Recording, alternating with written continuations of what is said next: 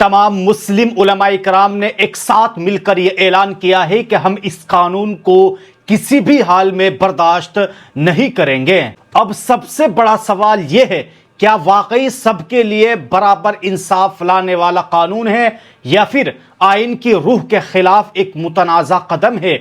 इस पूरे मामले को समझने के लिए all India Muslim personal law board का यह प्रेस नोट देखते हैं कि नई दिल्ली 3 अप्रैल 2026 all India Muslim personal law board ने उत्तराखंड और गुजरात में मंजूर किए गए यूनिफॉर्म सिविल कोड यूसीसी को सख्ती से रिजेक्ट करते हुए उसे कानून के खिलाफ और बुनियादी हुकूक और मजहबी आज़ादियों के खिलाफ करार दिया है।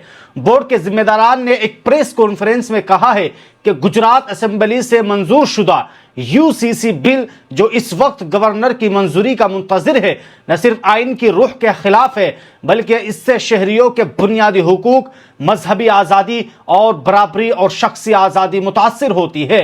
बोर्ड के मुताबिक दस्तूर साज असेंबली में डॉक्टर BR अम्बेडकर ने यकीन दहानी कराई थी कि ऐसा कोई कानून जबरदस्ती नाफिज नहीं किया जाएगा जो मजीद 21वीं लॉ कमीशन ने भी मौजूदा हालात में यूसीसी को गैर जरूरी करार दिया था, जबकि 22वीं लॉ कमीशन की कोई हतमी सिफारिश सामने नहीं आई है।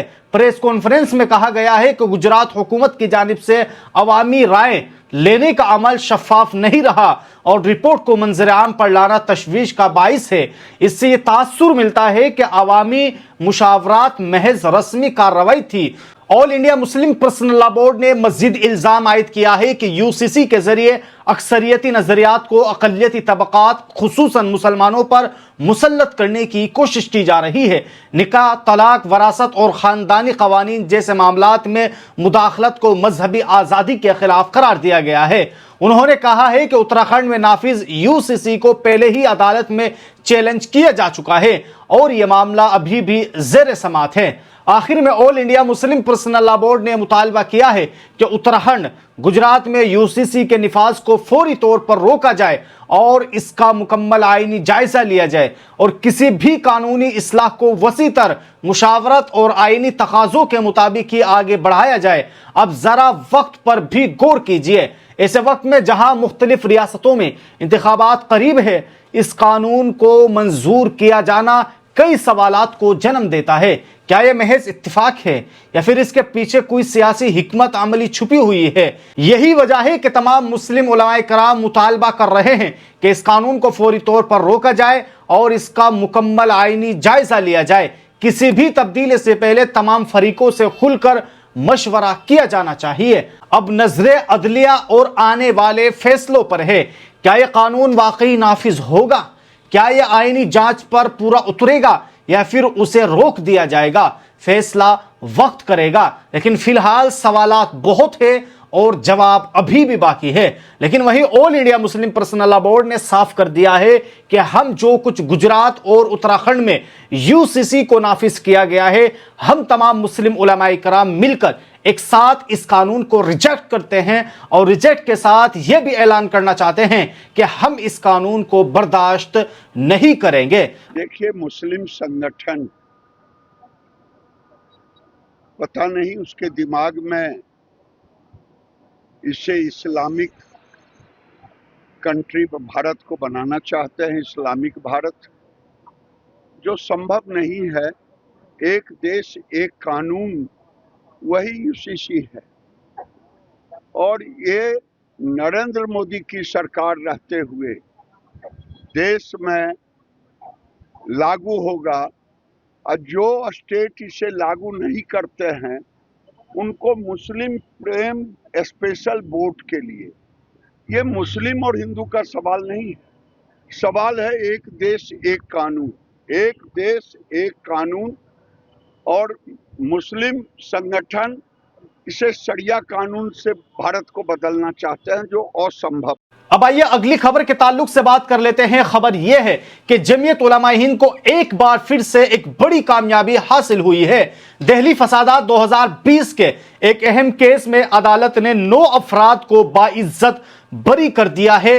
अब सवाल यह है, क्या यह सिर्फ एक अदालती फैसला है या फिर निजाम तफ्तीश और इंसाफ पर एक बड़ा सवालिया निशान है? अदालत ने साफ कहा है कि पुलिस का मुकदमा कमजोर था, गवाहों के बयानात में शदीद तजादात थे, वक्त अलग, मकाम अलग, शनाख्त में भी झूठ। यहां तक कि अदालत को यह भी कहना पड़ा कि कुछ गवाहों ने झूठी गवाही दी है। तो सबसे बड़ा सवाल यह बनता है कि अगर गवाही झूठ बोले तो इंसाफ कैसे होगा? अगर बेगुनाह लोग सालों तक मुकदमात में फंसे रहे तो उसका जिम्मेदार कौन होगा? ये वही दहली फसादात है जिन्होंने 2020 में मुल्क को हिला कर रख दिया था। चांद बाग जैसे इलाकों में पेश आए वाकयात के बाद कई लोगों पर संगीन इल्जामात लगे, गिरफ्तारियां हुई और सालों तक केस चलते रहे। लेकिन अब अदालत कह रही है कि सबूत कमजोर थे।